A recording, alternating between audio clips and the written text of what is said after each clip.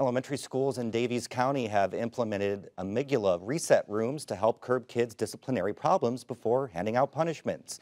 Aptly named, the amygdala is part of your brain that tells you to be afraid of something, and it controls how you react to things that are threatening. As WFIU's Emma Atkinson reports, Daviess County teachers are learning that kids behave the way they do because of how they feel. The amygdala reset room at Helen Griffith Elementary School is a kid's dream.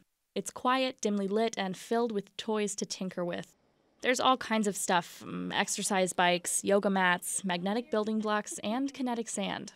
And then over here is our bubble machine, and the kids really like this chair. Kelly Miller is a social worker for Washington Community Schools. The kids love the rooms, and the rooms are good for the kids. They serve as an alternative to more traditional forms of discipline. The rooms are meant to be a place for students who are struggling to go and calm down. So if they're becoming upset in the classroom or at their desk and the teacher can't seem to get them regulated in the room, then this just gives them a place to go where they can work with their teacher privately without the other students there so that they can have their needs met. Miller says using the rooms means understanding that not all kids have the same needs when it comes to dealing with behavioral problems. Dr. Lori says a lot of times we discipline the kids who need it the least, and so we are using this instead of a punishment. Dr. Lori is Dr. Lori Disciplinary, a child counselor and assistant professor of education at Butler University. She coined the term amygdala reset room, a reference to the part of the brain that processes emotion. Because they're creating a space in their school, and they are also preparing their educators to understand how to use that space. That space is used as a procedure. Using Disciplinar's approach, Miller worked to set up 5 amygdala reset rooms in elementary schools across Daviess County. Some schools, like Helen Griffith Elementary, have made an entire room into a reset area. Others have devoted a corner or two to some plush armchairs, books about mindfulness, and things to fiddle with.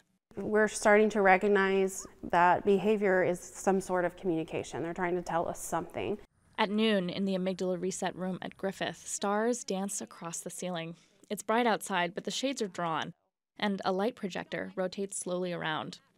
The noise machine hums. Thunder. It's an indoor rainstorm, or at least it sounds like one. It doesn't feel like you're in an elementary school, and it certainly doesn't feel like you're in detention.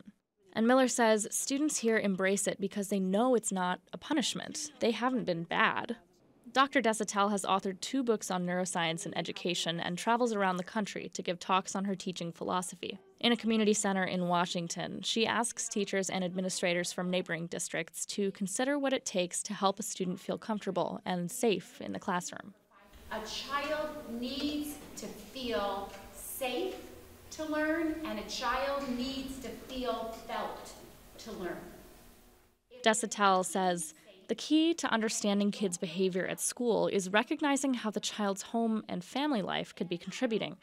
Research shows that chaos at home often leads to disruptive behavior at school. We are seeing more and more children and adolescents who are walking into our schools and our classrooms and districts with significant, what has been termed as adverse childhood experiences.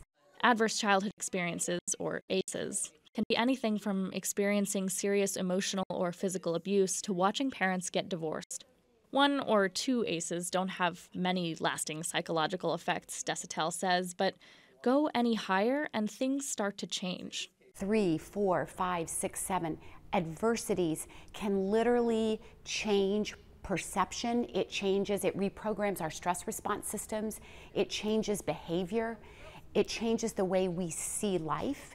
Studies have shown that as the number of ACEs increases, so does the risk for poor academic achievement or work performance later on in life. The high levels of stress associated with multiple ACEs can have a negative physiological effect too. That brain has become wired in a survival brain state. So the purpose of the amygdala rooms is not just to improve students' time in elementary school. It's meant to set them up for success later in life, to rewire their brains again. For Indiana Newsdesk, I'm Emma Atkinson.